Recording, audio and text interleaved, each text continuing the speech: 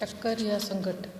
दैनिक जीवन में टक्कर शब्द से प्राय अभिप्राय दो वाहनों की टक्कर या दो गेंदों की टक्कर जैसी घटनाओं में होता है, जहां टकराने वाले पिंड एक दूसरे के संपर्क में आते हैं या एक दूसरे को छूते हैं। भौतिक शास्त्र में टक्कर एक विशिष्ट प्रक्रिया है जिसमें ये आवश्यक नहीं है कि टकराने वाले कण या पिंड वास्तव में एक दूसरे के संपर्क में आए हो।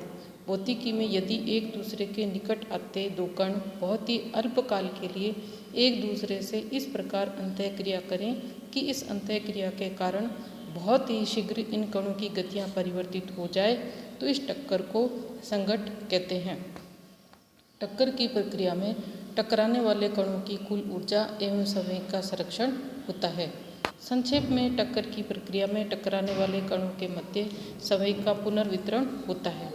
टक्कर की उपरोक्त वर्णित परिभाषा के कारण ही नाभिकीय भौतिकी में जहाँ दो या अधिक नाभिकीय कण जैसे कि प्रोटॉन, न्यूट्रॉन या अल्फा कण इत्यादि परस्पर निकट आकर अंतःक्रिया कर प्रकर्णित होते हैं, तो भले ही ये परस्पर स्पर्श नहीं करें तो भी ऐसी प्रतिक्रियाएं टक्कर की श्रेणी में वर्गीकृत की जाती है। संघट या टक्कर के अध्ययन की एक विशेषता यह है कि इस प्रक्रिया में कणों के मध्य होने वाली अंतःक्रिया की विस्तृत जानकारी की आवश्यकता नहीं होती है। केवल कणों के टक्कर से पूर्व कुल संवेग व कुल ऊर्जा की जानकारी आवश्यक होती है तथा संरक्षण नियमों की सहायता से इन राशियों के बाद जानकारी हो जाती है। साथ ही टक्कर के पश्चात क्या परिणाम होगा इसको ज्ञात किया जा सकता है। जैसा कि ऊपर उल्लेख किया गया है कि टक्कर में रेखीय संवेग का संरक्षण होता है, पर यह आवश्यक नहीं है कि सभी प्रकार की टक्करों में गतिज ऊर्जा का संरक्षण हो ही। अतः टक्कर में गतिज ऊर्जा का संरक्षण होता है या नहीं, इस आधार पर टक्करों को दो श्रेणियों में वर्गीकृत किया जा सकता है, प्रत्यास्थ टक्कर और अप्रत्यास्थ टक्कर।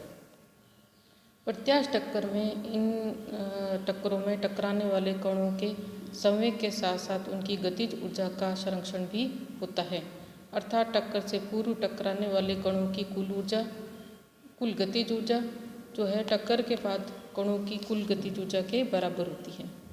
अब हम दूसरे प्रकार की टक्कर के बारे में पढ़ते हैं, जो कि अप्रत्यास्थ या इनइलास्टिक कोलिजन कहलाती है।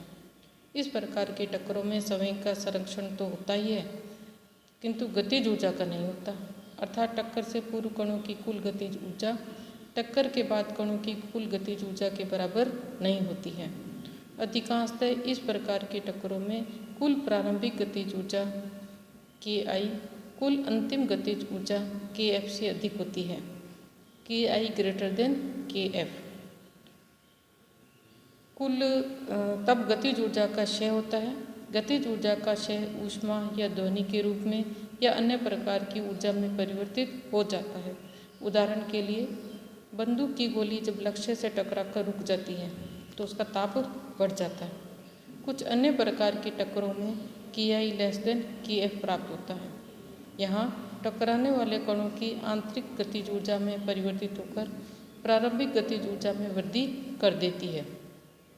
उदाहरण के लिए, कोई ऐसा परमाणु जो टक्कर से पहले उत्तेजित अवस्था में है तथा टक्कर के बाद मूल ऊर्जा स्तर में लौट आता है, तो इस प्रक्रिया में परमाणु की जो स्थितिज ऊर्जा उत्तेजन में अवशोषित हुई थी वह गतिज ऊर्जा में परिणित हो जाती है तथा कुल गतिज ऊर्जा में वृद्धि हो जाती है। तो इस प्रकार हम कह सकते हैं कि अप्रत्यास्थ टक्कर में टक्कर से पहले ऊर्जा और टक्कर के बाद गतिज ऊर्जा जो है वो बराबर नहीं होती है, या ऊर्जा में वृद्धि भी हो सकती है और ऊर्जा में कमी भी हो सकती है। यह टकराने वाले कणों की स्थिति पे, उनकी गतिज ऊर्जा पे डिपेंड करता है।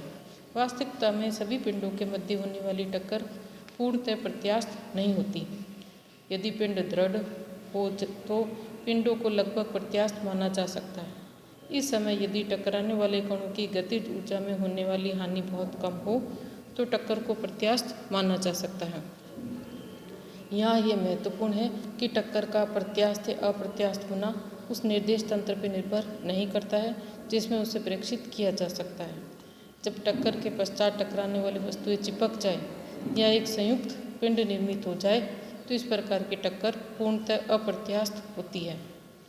उदाहरण के लिए, यदि गोली किसी लकड़ी के गुटके से टकराकर उसमें धंसी रह जाए तो यह पूर्णतः अप्रत्यास्थ टक्कर होगी, किंतु पूर्णतः अप्रत्याश टक्कर का आशय यह नहीं है कि उसमें से जो शुरू वाली जो प्रारंभिक गतिज ऊर्जा है वो सारी नष्ट हो जाए या क्षय हो जाए। यहाँ ये क्षय जो होता है वो मैक्सिमम होता है, परंतु उतना ही होगा जो संवेग संरक्षण नियम से संगतता बनाए रखे। यहाँ ये ध्यान देना आवश्यक है कि टक्करों में उपरोक्त विभेदन गतिज ऊर्जा के संरक्षण के आधार पर है, ना कि ऊर्जा के आधार पर। टक्कर चाहे कैसी भी हो, चाहे गतिज ऊर्जा है, अन्य प्रकार की ऊर्जा है, स्थितिज ऊर्जा है, वो सभी जो हमेशा संरक्षित रहेगी।